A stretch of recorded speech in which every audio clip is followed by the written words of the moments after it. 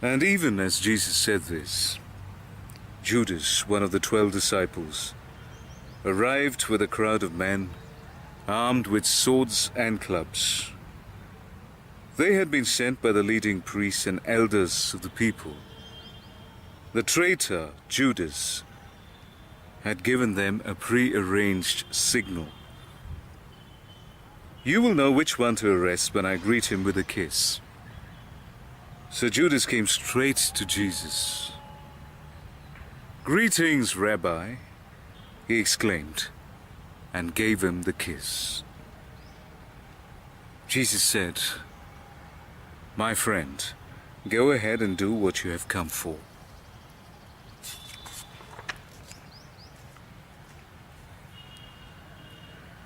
Then the others grabbed Jesus and arrested him.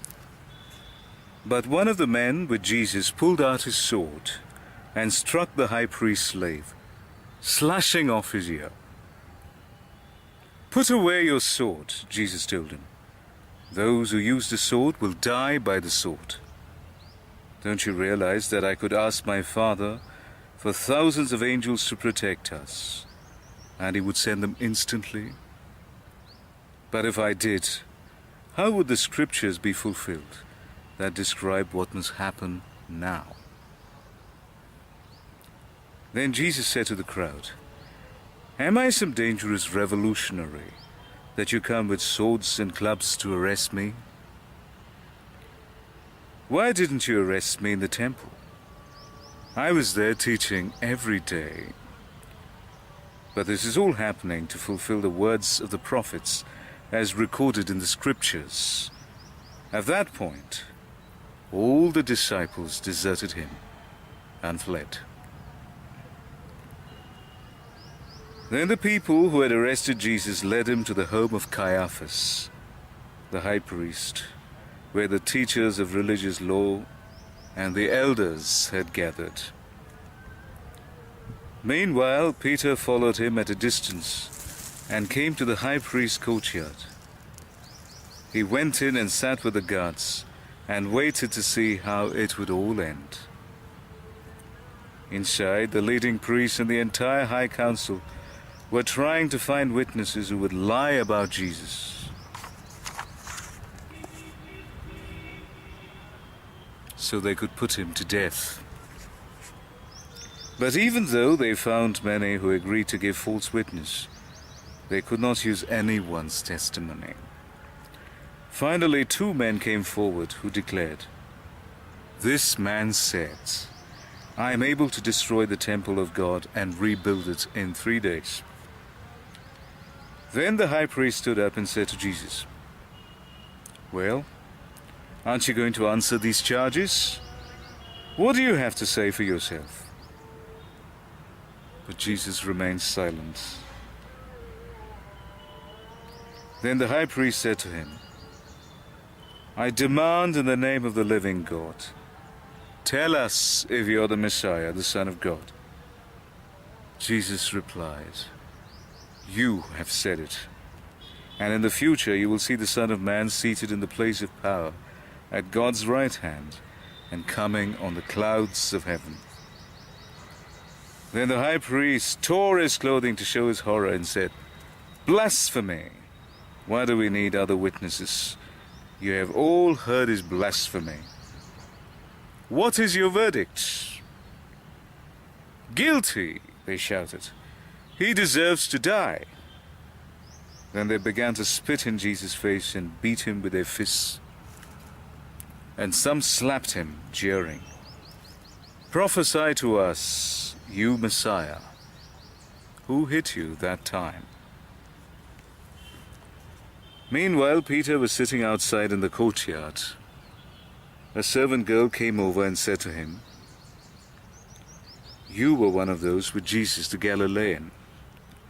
But Peter denied it in front of everyone. "I don't know what you're talking about," he said. Later, out by the gate, another servant girl noticed him and said to those standing around, "This man was with Jesus of Nazareth." Again Peter denied it, this time with an oath. "I don't even know the man," he said. A little later, some of the other bystanders came over to Peter and said, "You must be one of them. We can tell by your Galilean accent." Peter swore, "A curse on me if I'm lying. I don't know the man." And immediately the rooster crowed. Suddenly Jesus' words flashed through Peter's mind. "Before the rooster crows, you will deny 3 times that you even know me." And he went away weeping bitterly. Very early in the morning, the leading priests and the elders met again to lay plans for putting Jesus to death. Then they bound him, led him away, and took him to Pilate, the Roman governor. And Judas, who had betrayed him, realized that Jesus had been condemned to die. He was filled with remorse. So he took the 30 pieces of silver back to the leading priests and the elders.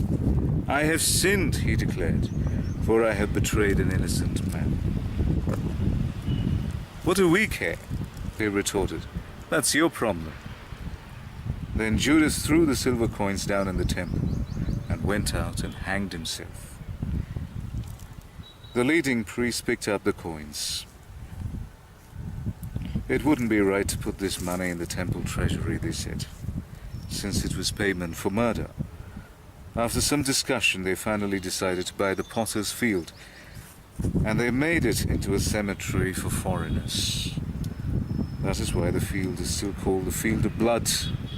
This fulfilled the prophecy of Jeremiah that says, "They took the 30 pieces of silver, the price at which he was valued by the people of Israel, and purchased the potter's field as the Lord directed."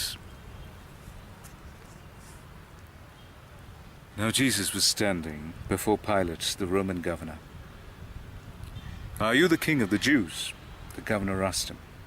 Jesus replied, "You have said it." But when the leading priests and the elders made their accusations against him, Jesus remained silent. "Don't you hear all these charges they're bringing against you?" Pilate demanded. But Jesus made no response to any of the charges, much to the governor's surprise. Now it was the governor's custom each year during the Passover celebration to release one prisoner to the crowd, anyone they wanted. This year there was a notorious prisoner, a man named Barabbas. As the crowds gathered before Pilate's house that morning, he asked them, "Which one do you want me to release to you, Barabbas or Jesus, who is called the Messiah?" He knew very well that the religious leaders had arrested Jesus out of envy.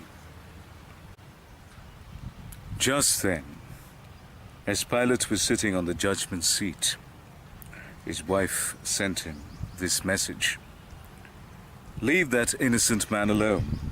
I suffered through a terrible nightmare about him last night." Meanwhile, the leading priests and the elders persuaded the crowd to ask for Barabbas to be released and for Jesus to be put to death. So the governor asked again, "Which of these 2 men do you want me to release to you?" The crowd shouted back, "Barabbas!" Pilate responded, "Then what should I do with Jesus, who's called the Messiah?"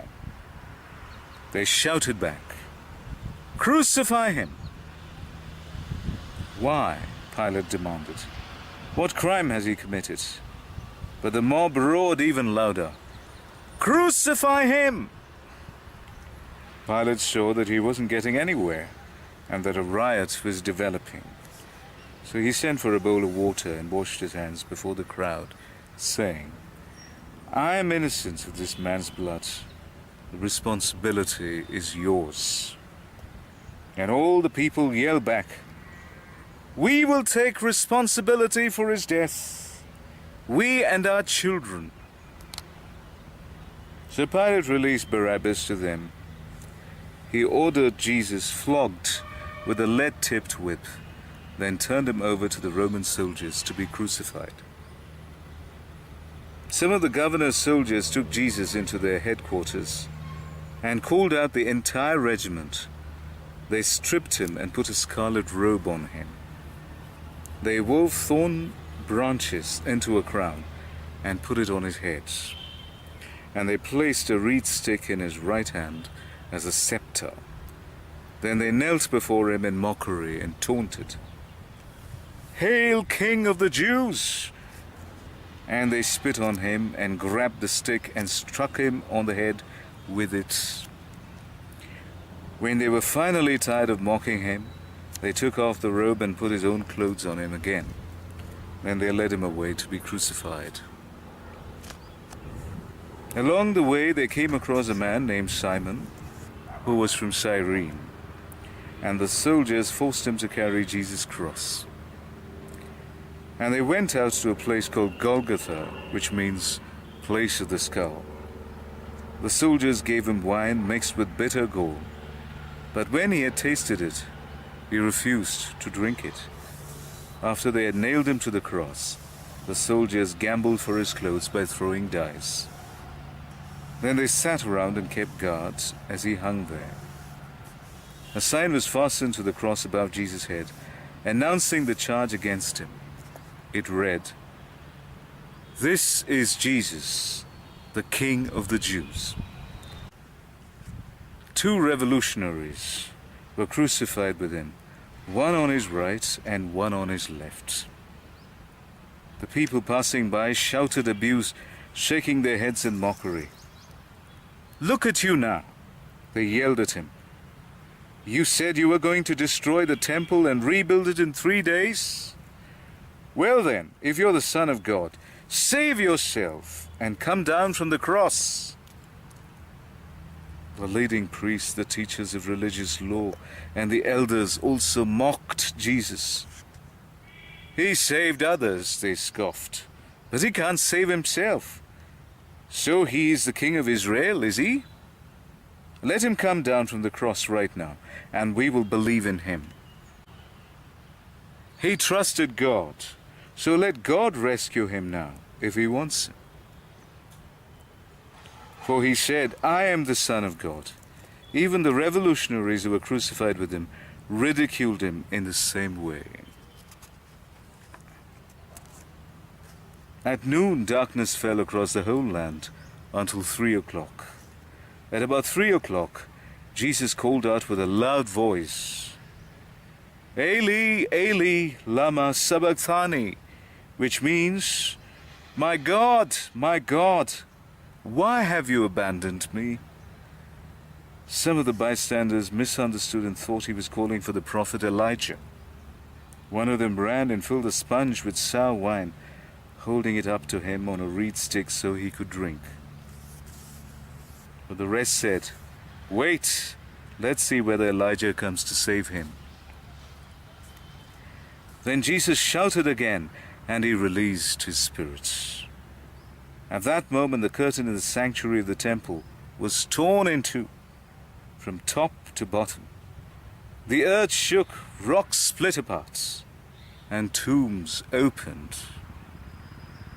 The bodies of many godly men and women who had died were raised from the dead.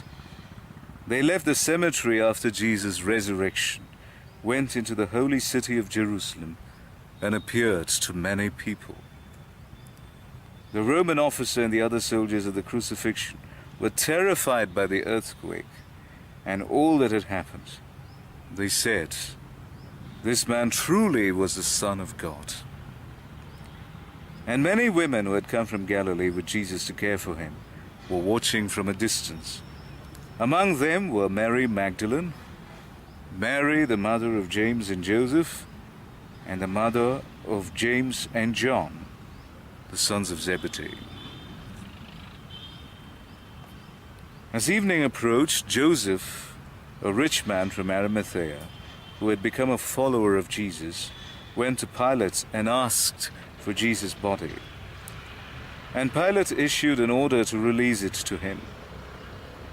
Joseph took the body and wrapped it in a long sheet of clean linen cloth.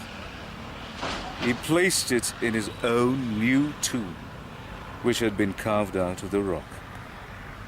Then he rolled a great stone across the entrance and left. Both Mary Magdalene and the other Mary were sitting across from the tomb and watching. The next day, on the Sabbath, the leading priests and Pharisees went to see Pilate. They told him, "Sir, we remember what the deceiver once said while he was still alive. After 3 days I will rise from the dead. So we request that you seal the tomb until the 3rd day. This will prevent his disciples from coming and stealing his body and then telling everyone he was raised from the dead. If that happens, we'll be worse off than we were at first." Pilate replied, "Take guards and secure it the best you can." So they sealed the tomb and posted guards to protect it.